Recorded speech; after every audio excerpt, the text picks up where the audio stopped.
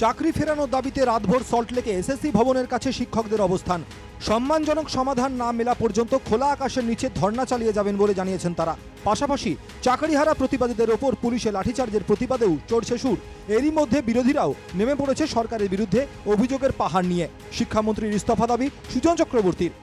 করেছে যোগ্যতা নিয়ে, নিজেদের যোগ্যতায় নিজেরা চলেছে, তারপরে যদি এই অসভ্যতা করে যে তাদের চাকরি চলে যাবে, তো তারা বলবে না অযোগ্যদের পাশে সরকার, চাকরি চোরেদের পাশে সরকার, সেই কারণে যাদের চাকরি চলে যাবে তারা বলবে না এবং তার জন্য লাঠি খাবে। কোটার চাকরি আমি দিয়েছি, বেশ করেছি, আমি শিক্ষামন্ত্রী, আমি তৃণমূলের নেতাদের দেবো, আর কাউকে দেবো না। কে বলেছিলেন? শিক্ষামন্ত্রী বলেছিলেন। ওকে খারিজ করুন। কোন কাণ্ডজ্ঞান থাকলে সাধু সাধু কথা না বলে রিজাইন করুন। লাঠি মারা সরকার আর নেই দরকার, আওয়াজ তুললেন শুভেন্দু অধিকারী। একটাই কথা, লাঠি মারা সরকার আর নেই দরকার। শিক্ষকদের লাঠি মারছে,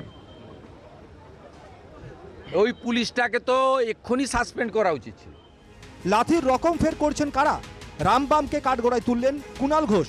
মিশ্রকে এই রামবামের ছাত্ররা পেছন থেকে গিয়ে খুব বিসদৃশ, কুৎসিত, নোংরা ভাবে পদাঘাত করলো পেছন থেকে, সেটার তো নিন্দা হলো না। আর হামলাকারী, ভাঙচুরকারী পুলিশকে মারার পর শিক্ষককে যদি পুলিশ পাল্টা কোনো অ্যাকশন নেন, তখন সেই লাঠিটা খারাপ। এই লাঠির রকম ফেরটা করছেন কারা? মালদা মুর্শিদাবাদ জ্বলছে, সামলাতে পারছে না। ভদ্র শিক্ষকদের মারধর করছে পুলিশ। চোর তৃণমূল আপনাদের বাঁচাবে না, হুঁশিয়ারি দিলীপ ঘোষের। মুর্শিদাবাদে আগুন জ্বলছে, মালদায় আগুন জ্বলছে। যারা দেশদ্রোহীরা দাপিয়ে বেড়াচ্ছে, গাড়ি পোড়াচ্ছে, বাড়ি পোড়াচ্ছে, থানা পোড়াচ্ছে, তাদেরকে লাঠি মারতে পারছে না পুলিশ, আর নিরীহ ভদ্র মাস্টারদেরকে লাঠি পেটা করছে আর লাঠি মারছে। ভরসা না রাখতে পারলে ক্ষতি করবেন না, এভিডেন্স নষ্ট করবেন না, চাকরিহারাদের আন্দোলন নিয়ে মন্তব্য ফিরহাদ হাকিমের। একজনের ওপর, তার নাম মমতা বন্দ্যোপাধ্যায়, যদি ভরসা রাখতে পারেন, মানে আপনার যে সমস্যা হবে, যদি ভরসা না রাখতে পারেন, নিজের রাস্তা নিজের, কিন্তু ক্ষতি করে দেবেন না। অনাচার রাজ্য কি নতুন দেখছেন? প্রশ্ন মিঠুন চক্রবর্তীর। বাঁদরকে সিংহাসনে বসাবেন আর বাঁদরামি করবে না, তা হয়? কটাক্ষ সুকান্ত মজুমদারের। এটা কি নতুন এই রাজ্যে দেখলেন যে জার্নালিস্ট মার খাচ্ছে, কথা বলেই তুলে নিয়ে গিয়ে ঢুকিয়ে দিচ্ছে, ডাক্তাররা মার খাচ্ছে, ছাত্ররা নাম আছে, এটা তো দৈনন্দিন ব্যাপার। এ রাজ্যে এটা তো হবে, ওটা হচ্ছে, তাই হচ্ছে। দেখুন, রাজনীতির বিষয় নেই তো এখানে। আবার রাজনীতিকেও আপনি আলাদা করতে পারবেন না, কারণ তৃণমূল কংগ্রেস মানুষের ভোট পেয়েছে, ভোট চুরি করে জিতেছে বা ভোট পেয়েছে, তার জন্য তারা ক্ষমতায় আছে। তৃণমূল কংগ্রেস ক্ষমতায় আছে বলে চাকরি চুরি হচ্ছে, এটাই নিয়ম।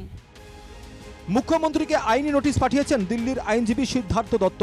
নোটিশে তিনি জানিয়েছেন, মুখ্যমন্ত্রী যদি নিজের মন্তব্যের জন্য প্রকাশ্যে ক্ষমা না চান, তাহলে তার বিরুদ্ধে আদালত অবমাননার মামলা করা হবে। রায় পুনর্বিবেচনার দাবি তোলা আদালত অবমাননা নয়। রামবাম ভোটে পারে না, তাই কোর্টে যাচ্ছে, সাফাই কুণাল ঘোষের। যদিও রাজ্য সরকারের তরফে বারবার আইনি পথে এগোনোরই বার্তা দেওয়া হয়েছে বলে খবর। স্পষ্টভাবে তিনটে কথা বলতে চাই।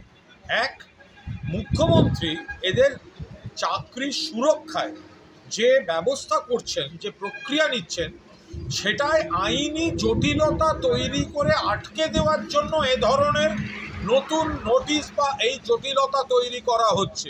চাকরিহারাদের অনুরোধ করব, দয়া করে এই চক্রান্তের দিকে খেয়াল রাখুন। ক্রমেই সরকারের ওপর চাপ বাড়াতে চাইছে বিরোধীরা, কিন্তু সরকার চাইছে আলোচনায় সমস্যা মেটাতে। মিটবে কি? Bureau report, NKTV Bangla.